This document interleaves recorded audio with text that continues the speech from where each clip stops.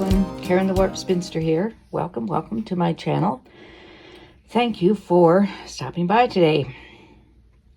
A few weeks ago, we worked on these sort of flower kinds of things and still haven't made decisions about the center. That's pretty typical for me. Anyway, so we have this kind of, I don't know, almost 60-ish, except that probably would have been rounded petals. Anyway, so when I was at my garden center, I don't know, one of the 3,000 days I've been at my garden center this spring, I was reminded how much I like the spinners, usually metal spinners, out in yards and gardens. I do not have one yet. But I thought it might be kind of fun to see if I can figure out a way or a couple of ways to do that in fabric to maybe go with those flowers. And I wanted to go maybe a little warmer. So I originally thought, well, I'll do some golds, but then I found some pinks with orange, which will, the pinks will tie in with the flowers better. And here's a pink with yellow. I pulled this out just because I like it, but I don't think that's really going to be appropriate for it. So I don't know if we'll make the whole thing today, but I have in mind curves. So it will be kind of sparky. What word was I going for there? Spiky. Kind of spiky curves, ending in a point and then in a circle. I don't know about the middle because it would need to be something that was, spinnable. So I don't know. Anyway, we're going to start off with doing some curves, and I think I'm going to start with this one because it's bright and happy. And I'm going to do a white background in this case because that's my preference for many things. But as usual, you could do whatever background you wanted, or if you had done some of the flowers, then you could do whatever background you use for that, or something completely different. But I'm going to do white today. And one of the reasons that I'm using these 2.5-inch strips is I have them. And also because I want to try to keep myself from going too deep, too steep a curve, because I could do it, but I prefer something that's a little more gentle. I don't know how long. I should probably cut these so that I limit myself to how big it is. Y'all will never be able to see it. And I don't know that well, maybe I do. I was going to say I don't know that I want it to be, a big focal point, but I don't know, maybe I do. But for the purposes of you all being able to see what I'm doing on camera, we'll see. Certainly no more than half of this 2.5-inch strip. And that's probably too long.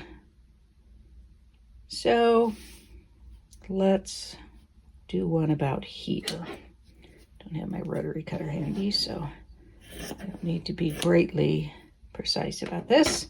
All right, and then I am going to get a white strip, and I think the white strips are actually not going to want to be strips. In the end, I want them to be sort of triangular shape so that it will spin. But let me think about it. I could always add those in afterwards so that I can better determine as I go along what angle I want those triangles to be. I'm thinking that for our purposes here today, this is still going to be pretty long because I do want you all to be able to see it. It may, in the end, this may not work out the way I think it's going. It's probably not going to work out the way I think it's going to. And so I need not be too fussed about it. But, all right, so I'm going to find some white for each side of this, both sides of this, and then I will cut curves, and I'll show you how to do that once again. And off to find white.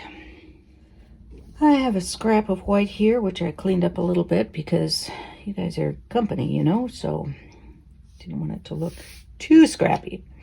Now I am going to cut the white background and the print at the same time. Pardon me while I tie up this shawl. It's kind of getting in the camera.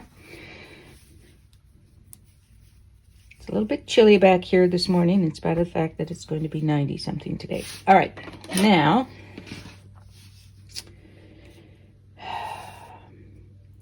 I want it to come to a point eventually on one end. We're just going to see how this goes, is what we're going to do. Now I'm being very careful of my fingers here, trying not to go too deeply on a curve too quickly.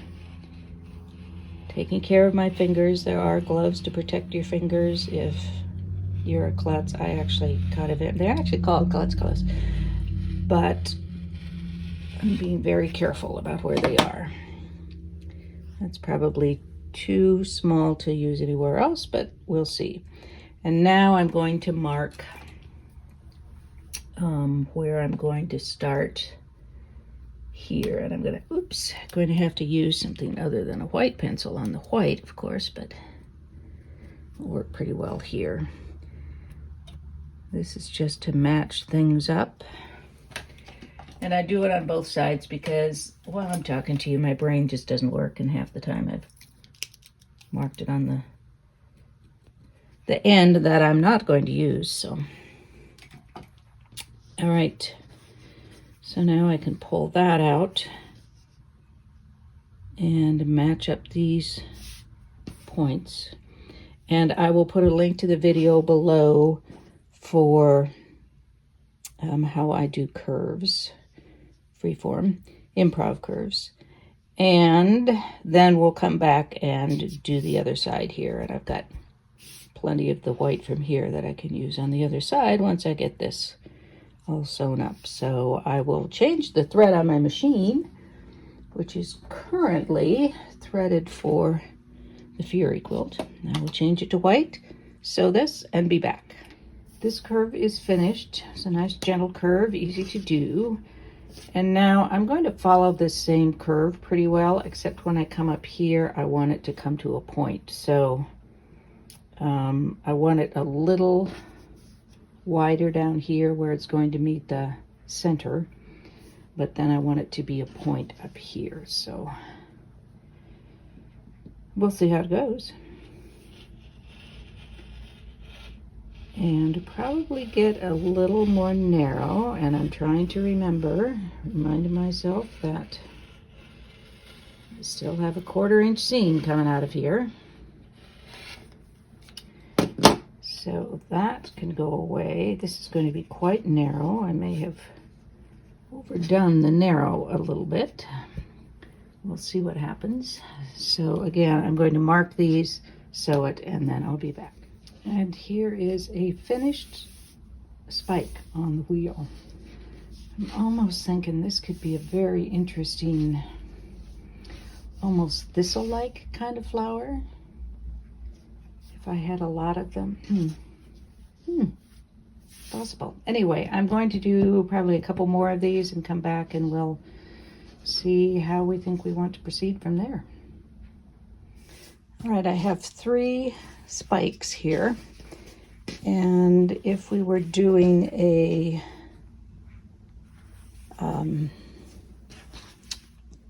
spinner, a garden spinner, then they would go something like this with a circular center down here. And I think it would be fun. It would also, could easily also be a flower that has a very narrow, long petal. It could be like a, I don't know what else to say, thistle type flower where there are lots of straight, I don't know if there are any other flowers like this other than the thistle, but coming straight up from a central thing here, which I think would be kind of fun. But as I was looking at this, I'm just considering all the possibilities, and I think this would be fabulous as grass. Can't you see a lot of different greens, green prints, or even solids? You know, I like solids.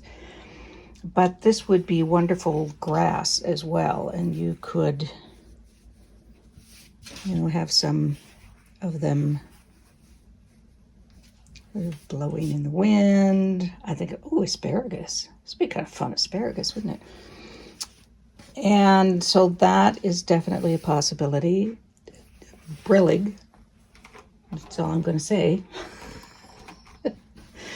Brillig goes on forever, just like Alice. Now, another thing that I decided was, well, you know, how do we feel about them all being really similar in hue and tone? So I thought, well, what if we throw in a black and white, because it seems to be kind of a moral imperative for my stuff. And there's a little bit of an opposition here. These go this way and the black and white ones going this way, which is, you know, just not paying attention, frankly, when I was piecing, but I don't think it's a bad thing. And then we could include that in the spinner, or a particular type of flower. It adds a little bit of oomph to it, if oomph is what you're looking for. So that's going to start to draw the eye more. Oh, this would be great for a clump of You know, I didn't really know how I was going to feel about this, which is how I always start out with improv things, and it never ends up like I think it's going to be. This is kind of like I thought it was going to be, but they're much narrower, and I love that about them. So lots of ideas for that. I'm also thinking of a horizontal triptych. I don't know if such a thing exists, but you could do the flowers that I made before up at the top part of the triptych, and then these as stems or grass in the middle, and at the bottom have a curvy thing probably in this case it would be grays and grayish taupes or taupey grays, maybe some browns, I don't know, as the soil, and then you could have roots going down into it too. Lots of possibilities. I also think this would be fun as a positive negative kind of thing, so alternating between white background and black background. And maybe similar to what we did with the flowers, that half of it was black background and half of it white, so that part of it was in the shadow. You could do that here as well, so you could have half that's black background and half that's white background, or you could alternate them. And I wouldn't, even though it's not typically what I do with some of my improv quilts, you could just have these straight up, equidistant apart, maybe yes, maybe no on on these, but have a black, white, and have these be even and regular rectangles for the background. I think could be kind of fun. Or do the positive negative, where this is black here, white background, and then black background, white in here. There are lots and lots of things that we could do with this. So let me know what you're thinking. This is looking more like asparagus to me. I had asparagus for dinner last night, so I guess maybe that's where my brain is. But let me know what your thoughts are and how you might use it. Now, oh, here's another idea. We could do some that are horizontal and some that are vertical, and maybe alternate them. Maybe, or have all of, say, the verticals with the black and white, and then all of the horizontals with the print.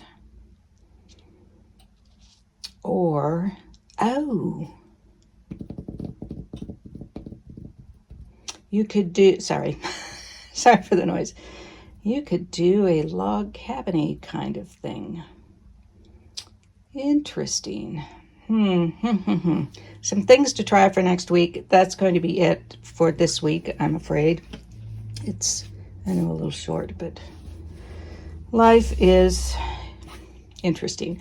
I'll give you a warning. I'm planning to take the month of July off because there's so much going on. I've got some traveling going on in there and things to catch up on. Just July is very full.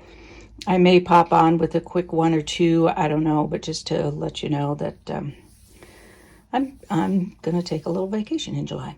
So that's it for this week. Next week, I want to explore maybe some of those ideas, maybe for the next couple of weeks, but this is a really good foundation beginning concept, I think. So please be sure to let me know in the comments what your ideas might be.